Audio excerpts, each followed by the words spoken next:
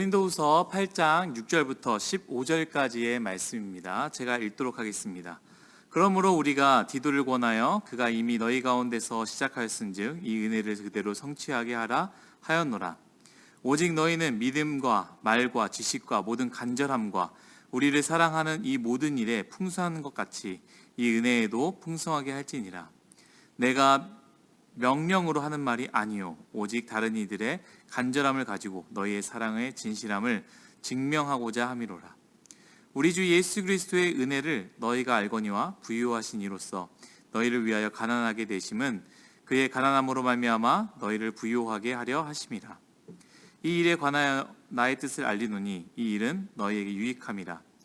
너희가 1년 전에 행하기를 먼저 시작할 뿐만 아니라 원하기도 하였은즉 이제는 하던 일을 성취할지니 마음에 원하던 것 같이 완성하되 있는 대로 하라. 할 마음만 있으면 있는 대로 받으실 터이요 없는 것은 받지 아니하시리라. 이는 다른 사람들을 평안하게 하고 너희를 곤고하게 하려 하는 것이 아니요 균등하게 하려 함이니 이제 너희의 넉넉한 것으로 그들의 부족한 것을 보충함은 후에 그들의 넉넉한 것으로 너희의 부족한 것을 보충하여 균등하게 하려 함이라. 기록된 것 같이 많이 거둔 자도 남지 아니하였고 적게 거둔 자도 모자라지 아니하였느니라. 아멘.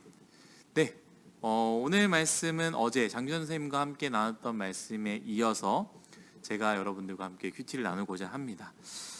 예루살렘 교회가 어려워졌습니다. 그래서 이제 바울이 고린도 교회 성도들에게 요청을 했죠. 예루살렘 교회가 어려워졌으니 너희들이 헌금을 해줬으면 좋겠다라는 것이죠. 여러분 생각해 보십시오.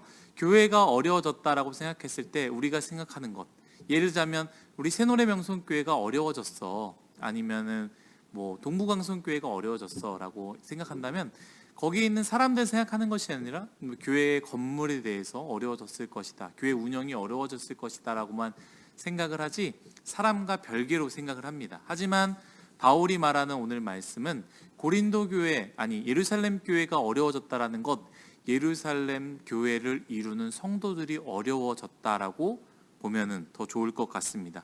그 성도들이 어려워졌다라는 것이죠. 그렇기 때문에 너희들이 그 성도들을 도와달라라고 이해하는 것이 더 나은 편입니다. 그래서 바울은 고린도 교회 지체들에게 그리스도의 몸인 여러분들이 돕길 원합니다 라고 말하면서 여기 포인트는 8절입니다. 내가 명령으로 하는 말이 아니요 오직 다른 이들의 간절함을 가지고 너희의 사랑의 진실함을 증명하고자 함이로라 라고 이야기를 하고 있습니다. 여기서 바울은 분명하게 말하는 것은 명령이 아니다라는 것이죠. 어떤 선한 일도 명령이 되거나 강제적으로 해야 되는 것은 선한 일이 될 수가 없습니다. 하나님께서 기뻐하시는 것이 아니지요. 사랑으로 해야만 하나님께서 기뻐 받으시는 일이 됩니다. 헌금도 마찬가지 아니겠습니까? 하나님을 사랑해서 드려야 되는 것이지 우리가 나중에 무언가를 얻기 위해서 어쩔 수 없이 이렇게 하지 않으면 내가 가난해질까 봐 라는 생각 때문에 11조라고 감사헌금을 한다면 그건 하나님께서 원하는 것이 아닙니다. 하나님을 사랑하기 때문에 헌금을 해야지 하나님께서 받으신다라는 것이지요. 세 번째 부분은요, 정말 중요한 부분입니다. 하나님의 법칙이죠. 13절 제가 읽도록 하겠습니다. 이는 다른 사람들은 평안하게 하고 너희는 곤고하게 하려는 것이 아니요 균등하게 하려 함이니. 14절이요. 이제 너희의 넉넉한 것으로 그들을 부족한 것을 보충함은 후에 그들의 넉넉한 것으로 너희의 부족한 것을 보충하여 균등하게 하려 함이라 라고 이야기하고 있습니다. 베품의 법칙이죠. 나누는 것, 하나님께서 주신 우리 가장 큰 기쁨입니다. 그건 나눠줘 본 사람만 알 수 있습니다. 어제 장준환 전사님이 이 부분에 대해서도 이야기했지만 우리가 하나님께 먼저 던지는 것, 우리가 던졌을 때 주신 하나님의 가장 큰 기쁨이 있다라고 하는데 그건 경험해 본 사람만이 알 수 있습니다. 많은 사람들이 어제도 이야기했지만 무언가를 받아야지 그 받은 것으로 남을 준다라는 그 생각 자체가 굉장히 인간적인 생각이죠. 오병이어의 기적도 마찬가지 아니겠습니까? 내가 많은 것을 가지고 있기 때문에 너가 나눠줘라가 아니라 그냥 우리가 가지고 있는 것으로 나눌 때에 하나님께서 주시는 그 기쁨과 엄청난 베품이 있다라는 것을 우리가 기억해야 될 것입니다.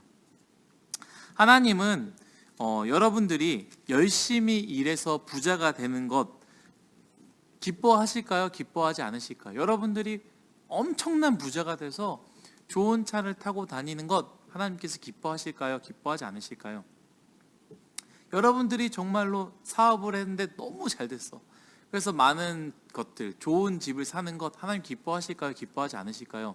기뻐하실 것입니다. 그거에 대해서 하나님께서는 뭐라고 하시는 것이 아닙니다. 그런데 우리가 구약 성경을 볼 때, 그리고 하나님의 성품을 볼 때에 하나님이 기뻐하지 않으시는 것은 우리가 부자가 되는 것을 기뻐하시지 않는 것이 아니라 여러분 주변에, 우리 주변에 가난한 사람을 그냥 그대로 내버려 두는 것을 하나님께서 기뻐하지 않으신다라는 것이지요.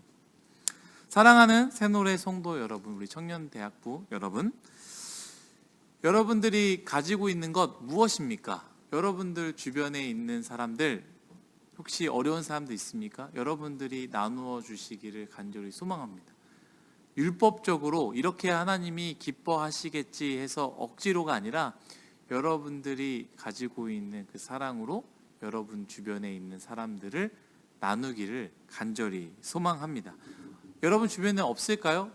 굉장히 많이 있을 것입니다. 우리가 관심을 갖지 않았을 뿐이지 우리 주변을 찾아보면 굉장히 어려운 사람들이 많이 있습니다.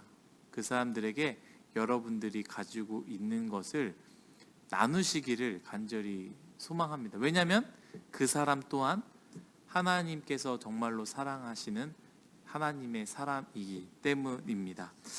이 말씀은 구약의 말씀이기도 합니다. 그리고 하나님의 법칙이자 하나님의 저스티스의 문제입니다. 정의의 문제라는 것이죠. 그리고 또한 예수님께서 삶으로 살아내신 부분입니다. 그냥 단순히 영혼 구원만이 아니라 가난한 사람들이 살아갈 수 있도록 살게 만드시는 그 구원을 하나님께서 주셨다라는 것이죠. 그리고 마지막으로는 그것이 바로 우리의 의무라는 것을 기억했으면 좋겠습니다. 그냥 예수 그리스도를 믿고 나는 천국 가면 되겠지가 아니라 예수 그리스도를 통하여서 우리가 우리 주변에 있는 모든 사람들, 나 또한 영혼의 구원, 육의 구원을 받는 우리 모든 사람들이 되기를 간절히 소망합니다. 기도하겠습니다. 하나님, 모든 것이 다 하나님의 은혜임을 고백합니다. 하나님, 우리는 우리가 잘 사는 것만 생각하고 그것을 위해서만 살아가려고 합니다. 근데 이 말씀을 통해서 우리가 곰곰이 생각하는 것은 우리 주변에 어려운 사람들이 너무나 많이 있는데 그것에 대한 무관심입니다. 내가 잘 사는 것, 내가 부자가 되는 것, 좋은 것을 누리는 것, 하나님께서 그것을 보시고 나쁘다, 잘못됐다라고 말하는 것이 아님을 우리는 알고 있습니다. 그러나 하나님께서 원하지 않는 것, 정말로 하나님이 싫어하는 것, 나는 잘 사는데 내 주변에 어려운 사람들을 못 본 채 하는 것, 그것이 하나님이 기뻐하지 않는 것임을 우리가 오늘 말씀을 통해 기억하며 우리의 나눔을 통해 그들이 세워지고 우리의 섬김을 통해 그들이 구원을 받는 것들을 경험하고 거기서부터 얻는 기쁨을 찾아내는 우리 모두가 되게 하여 주옵소서. 감사하며 예수님의 이름으로 기도드렸습니다. 아멘.